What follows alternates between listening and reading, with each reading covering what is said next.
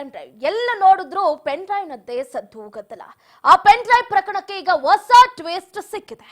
ಪ್ರಜ್ವಲ್ ರೇವಣ್ಣ ಭಾರತಕ್ಕೆ ಬರೋದೇ ಡೌಟ್ ಅಂತೆ.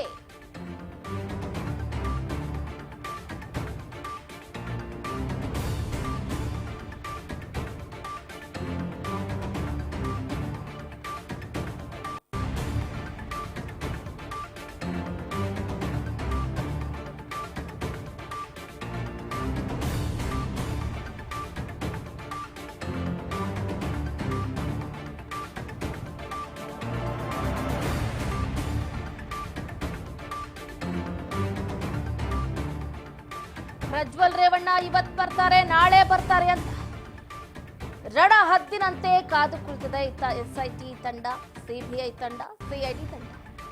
ಬಟ್ ಈಗ ಪ್ರಜ್ವಲ್ ರೇವಣ್ಣ ಭಾರತಕ್ಕೆ ಬರೋದೇ ಡೌಟ್ ಅಂತೆ. ವಿದೇಶದಲ್ಲೇ ಅಡಗಿ ಕುಳಿತ ಪ್ರಜ್ವಲ್ ರೇವಣ್ಣ ವಿದೇಶದ ಪೌರತ್ವವನ್ನ ಪಡೆಯೋದಕ್ಕೆ ಪ್ರಜ್ವಲ್ ರೇವಣ್ಣ ಪ್ಲಾನ್ ಮಾಡ್ತಾ ಇದ್ದಾರೆ ಅನ್ನುವಂಥ ಸ್ಫೋಟಕ ಮಾಹಿತಿ ಬಿಡುಗಡೆ ಆಗ್ತಾ ಇರುವಂತದ್ದು. ಯುಕೆ ಯುನೈಟೆಡ್ ಕಿಂಗ್ಡಮ್ ಪೌರತ್ವವನ್ನ ಪಡೆಯುವುದಕ್ಕೆ ಪ್ರಜ್ವಲ್ ಈಗಾಗಲೇ ಎಲ್ಲಾ ರೀತಿಯಾದಂತಹ ಸಿದ್ಧತೆಯನ್ನ ಮಾಡಿಕೊಂಡಿದ್ದಾರೆ. ಪ್ರಜ್ವಲ್ ರೇವಣ್ಣನಿಗಾಗಿ ವಿದೇಶದಲ್ಲಿ ಸ್ಪೆಷಲ್ ಇನ್ವೆಸ್ಟಿಗೇಷನ್ ಟೀಮ್ ಹುಡುಕಾಟವನ್ನ ನಡೆಸ್ತಾ ಇದೆ. ಇಂಟರ್ಪೋಲ್ ಕಣ್ಣು ತಪ್ಪಿಸಿ ಪ್ರಜ್ವಲ್ ರೇವಣ್ಣ ತಿರುಗಾಟವನ್ನ ನಡೆಸುತ್ತಿದ್ದಾರೆ. ಜರ್ಮನಿ ಆಯ್ತು, ಈಗ ಇಂಗ್ಲೆಂಡ್ ನಲ್ಲಿ ಇದ್ದಾರಂತೆ. ಹಾಗಾದ್ರೆ ಭಾರತಕ್ಕೆ ಪ್ರಜ್ವಲ್ ರೇವಣ್ಣ ಬರೋದಿಲ್ವಾ? ಇಲ್ಲಿ ಆಗಿರುವಂತಹ ಆಗು ಹೋಗುಗಳನ್ನ ಗಮನಿಸ್ತಾ ಇದ್ರೆ ಪ್ರಜ್ವಲ್ ರೇವಣ್ಣನಿಗೆ ಇಲ್ಲಿ ಸಾಕಷ್ಟು ಆಘಾತಗಳು ಹೆಚ್ಚಾಗುವಂತಹ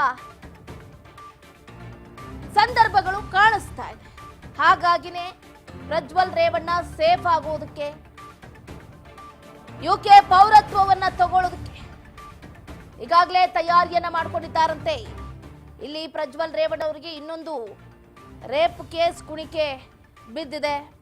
ಹಾಗಾಗಿ ಯಾಕಪ್ಪ ಸುಮ್ಮನೆ ಮೈ ಮೇಲೆ ಬರೆ ಹೇಳ್ಕೊಳ್ಳೋದು, ಇಲ್ಲೇ ಪೌರತ್ವವನ್ನ ಪಡ್ಕೊಂಡು ಇಲ್ಲೇ ನಾನು ಸೇಫ್ ಆಗಿದ್ರೆ ಬೆಸ್ಟ್ ಅಲ್ವಾ ಅಂತ ಪ್ರಜ್ವಲ್ ರೇವಣ್ಣ ಯೋಚನೆ ಮಾಡ್ತಿದ್ದಾರೆ. ಮತ್ತೆ ದೂರು ದಾಖಲಾಗಿದೆ. ಪ್ರಜ್ವಲ್ ರೇವಣ್ಣ ವಿರುದ್ಧ 3ನೇ ಎಫ್ಐಆರ್ ಕೂಡ ದಾಖಲಾಗಿರುವಂತದ್ದು ಲೈಂಗಿಕ ದೌರ್ಜನ್ಯ ಪ್ರಕರಣದ ಅಡಿಯಲ್ಲಿ. ಕಠಿಣಾತಿ ಕಠಿಣ ಸೆಕ್ಷನ್ಗಳು ದಾಖಲಾಗಿದೆ. ಹಾಗಾಗಿ ಪ್ರಜ್ವಲ್ಗೆ ಒಂದು ರೀತಿಯಾದಂತಹ ಆತಂಕ ಹೆಚ್ಚಾಗಿದೆ.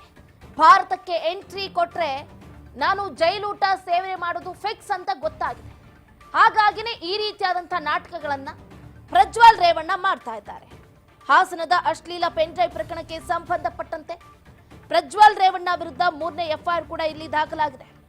ಈ ಹಿನ್ನೆಲೆಯಲ್ಲಿ ದಾಖಲಿಸಲ್ಪಟ್ಟಿರುವಂತಹ ಕಠಿಣ ವಿಧಿಗಳಿಂದ ಪ್ರಜ್ವಲ್ಗೆ ಸುತ್ತಿಕೊಂಡಿರುವಂತಹ ಕುಟಕ್ಕೆ ಇನ್ನಷ್ಟು ಬಿಗಿಯಾಗುವಂತಹ ಲಕ್ಷಣಗಳು ಕಾಣಿಸ್ತಾ ಇದೆ. ಹಾಗಾಗಿ ಪ್ರಜ್ವಲ್ ರೇವಣ್ಣ ಭಾರತಕ್ಕೆ ಬರೋದೇ ಡೌಟು ಡೌಟು ಡೌಟ್. ಹಾಗಾದ್ರೆ ಏನ್ ಮಾಡ್ಬೋದು? ಇತ್ತ ಸ್ಪೆಷಲ್ ಇನ್ವೆಸ್ಟಿಗೇಷನ್ ಟೀಮ್, ಅದರಲ್ಲೂ 8 ತಂಡಗಳು ಪ್ರಜ್ವಲ್ ರೇವಣ್ಣ ಎಲ್ಲೇ ಇದ್ರೂ ಕೂಡ ಅವರನ್ನ ಕರ್ಕೊಂಡು ಬರಬೇಕು ಅನ್ನುವಂಥ ನಿಟ್ಟಿನಲ್ಲಿ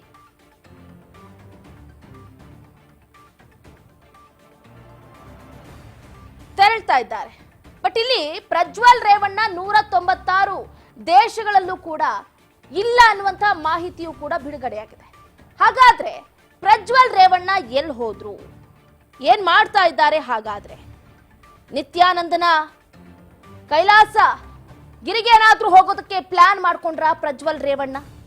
ಎಲ್ಲ ಬಿಟ್ಟು ಕೊನೆಗೆ ನಿತ್ಯಾನಂದನ ಮೊರೆ ಹೋದ್ರ ಪ್ರಜ್ವಲ್ ರೇವಣ್ಣ? ಬಹಳ ಕುತೂಹಲವನ್ನ ಕೆರಳಿಸ್ತಾ ಇದೆ ಪ್ರಜ್ವಲ್ ರೇವಣ್ಣನವರ ಈ ನಡೆ. ಯಾಕಂದ್ರೆ ಇಲ್ಲಿ ಬರೋಬ್ಬರಿ 2974 ವಿಡಿಯೋಗಳು ಇವರದ್ದೇ ಅಂತ ಹೇಳಲಾಗ್ತಾ ಇದೆ. ಅದಕ್ಕೆ ಸಾಕ್ಷ್ಯಾಧಾರಗಳು ಕೂಡ ಸಿಕ್ಕಿದೆ.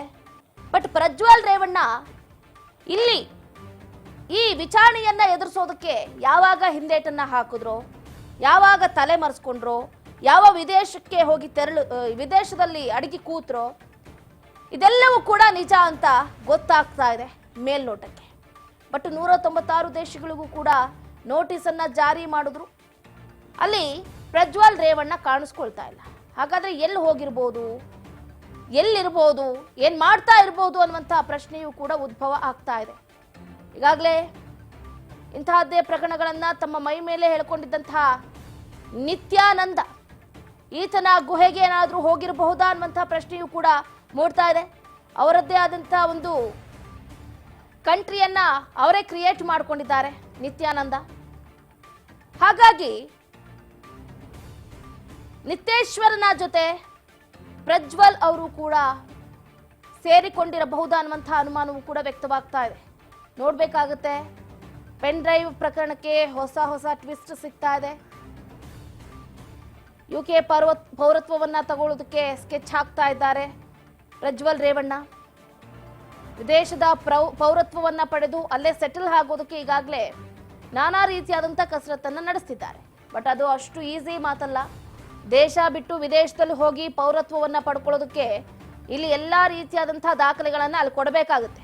ಇಲ್ಲಿ ರೇಪಿಸ್ಟ್ ಅಂತ ಗುರುತಿಸ್ಕೊಂಡು ಅಲ್ಲಿ ಹೋಗಿ ನಾವು ತುಂಬಾ ಸಾಚಾ ಅಂತ ಹೇಳ್ಕೊಳ್ಳೋದಕ್ಕೆ ಸಾಧ್ಯನೇ ಇಲ್ಲ. ಪ್ರಜ್ವಲ್ ರೇವಣ್ಣ ಅವ್ರಿಗೂ ಕೂಡ ಇದು ತುಂಬಾ ಕಷ್ಟ ಆಗುತ್ತೆ, ನೋಡ್ಬೇಕಾಗುತ್ತೆ. ಈಗ ವಿದೇಶದಲ್ಲೇ ಅಡಗಿ ಕೂತಿದ್ದಾರೆ ಪ್ರಜ್ವಲ್ ರೇವಣ್ಣ. ವಿದೇಶದ ಪೌರತ್ವವನ್ನು ಕೂಡ ಪಡೆಯೋದಕ್ಕೆ ಎಲ್ಲಾ ರೀತಿಯಾದಂತಹ ಪ್ಲಾನ್ಗಳನ್ನ ಹಾಕೊಂಡಿದ್ದಾರೆ. ಯುಕೆ ಪೌರತ್ವ ಸಿಗೋದು ಒಂದು ಕಡೆ ಡೌಟೇ, ಬಟ್ ಇವ್ರು ಸಿದ್ಧತೆಯನ್ನ ಮಾಡ್ಕೊಂಡಿದ್ದಾರೆ. ಯಾಕಂದ್ರೆ ಹಣ ಇದೆ, ಏನ್ ಬೇಕಾದ್ರೂ ಮಾಡ್ಬೋದು ಅನ್ನೋದು ಅವರ ತಲೆಯಲ್ಲಿದ್ರೆ ಅದು ಕಷ್ಟ. ದೇಶದಲ್ಲಿ ಹೆಂಗೋ ಈ ರೀತಿ ಹೆಣ್ಣು ಮಕ್ಕಳ ಜೀವನ ಹಾಳು ಮಾಡಿ ಅವರ ವಿಡಿಯೋ ಹರಿಬಿಟ್ಟು ಆ ಹೆಣ್ಣು ಮಕ್ಕಳಿಗೆ ಬೀದಿಯಲ್ಲಿ ಓಡಾಡೋದಕ್ಕೂ ಕೂಡ ಕಷ್ಟ ಮಾಡಿ ಕಾಮ ಪಿಶಾಚಿಯಂತೆ ಮೆರೆದಾಡಿ ಈಗ ವಿದೇಶಕ್ಕೆ ಹೋಗಿ ತಲೆ ಮರೆಸ್ಕೊಂಡು ಅಲ್ಲಿ ಯುಕೆ ಪೌರತ್ವವನ್ನು ತಗೊಳ್ಳೋದಕ್ಕೆ ಸಿದ್ಧತೆಯನ್ನು ಮಾಡ್ಕೊಂಡಿದ್ದಾರೆ. But that is not easy. ನೋಡ್ಬೇಕಾಗುತ್ತೆ. ಪ್ರಜ್ವಲ್ ರೇವಣ್ಣನಿಗಾಗಿ ಈತ ವಿದೇಶದಲ್ಲೂ ಕೂಡ SIT ಟೀಮ್ ಬಹಳ ಹುಡುಕಾಟವನ್ನ ನಡೆಸ್ತಾ ಇದೆ. ಇಂಟರ್ಪೋಲ್ ಕಣ್ ತಪ್ಪಿಸಿ ಪ್ರಜ್ವಲ್ ರೇವಣ್ಣ ತಿರುಗಾಟವನ್ನ ಮಾಡಿಸ್ತಿದ್ದಾರೆ. ಜರ್ಮನಿ ಆಯ್ತು, ಇಷ್ಟು ದಿನ ಸುತ್ತಾಡಿ ತಿರುಗಾಡಿ ಉಡಿದು ಎಲ್ಲ ಆಗಿದ್ದಾಗಿದೆ. ಈಗ ಇಂಗ್ಲೆಂಡ್ ನಲ್ಲಿ ಇದ್ದಾರಂತೆ ಪ್ರಜ್ವಲ್ ರೇವಣ್ಣ. ನೋಡೋಣ ಹಾಗಾದ್ರೆ ಸ್ಪೆಷಲ್ ಇನ್ವೆಸ್ಟಿಗೇಷನ್ ಟೀಮ್ ಎಷ್ಟರ ಮಟ್ಟಿಗೆ ಸ್ಪೆಷಲ್ ಆಗಿ ತನ್ನ ವರ್ಕೌಟ್ ಅನ್ನ ಮಾಡುತ್ತೆ, ಪ್ರಜ್ವಲ್ ರೇವಣ್ಣ ಅವರನ್ನ ಯಾವಾಗ ವಿದೇಶದಿಂದ ದೇಶಕ್ಕೆ ಕರೆ ತರ್ತಾರೆ, ಆತನನ್ನ ವಿಚಾರಣೆ ಮಾಡಿ ಕಠಿಣಾತಿ ಕಠಿಣ ಶಿಕ್ಷೆಯನ್ನು ಕೊಡಿಸ್ತಾರೆ ಅನ್ನೋದನ್ನ ವೆಯ್ಟ್ ಮಾಡಿ ನೋಡ್ಬೇಕಾಗುತ್ತೆ. ಯಾಕಂತಂದ್ರೆ ಮೋಸ್ಟ್ ವಾಂಟೆಡ್ ಕ್ರಿಮಿನಲ್ ಅಂತಾನೆ ಹೇಳ್ಬೋದು. ಯಾಕಂತಂದ್ರೆ ಇಲ್ಲಿ ಪ್ರಜ್ವಲ್ ರೇವಣ್ಣ ವಿರುದ್ಧವಾಗಿ ಒಂದಲ್ಲ ಒಂದು ಪ್ರಕರಣಗಳು ದಾಖಲಾಗ್ತಾನೆ ಇದೆ. ಈತ ರೇಪ್ ಕೇಸ್ ಕುಣಿಕೆ ಹೆಚ್ಚಾಗ್ತಾನೆ ಇದೆ. ಈಗಾಗಲೇ ಬರೋಬ್ಬರಿ 3 ಹೆಣ್ಣು ಮಕ್ಕಳು ಈತನ ವಿರುದ್ಧ ದೂರನ್ನು ಕೂಡ ಕೊಟ್ಟಿದ್ದಾರೆ.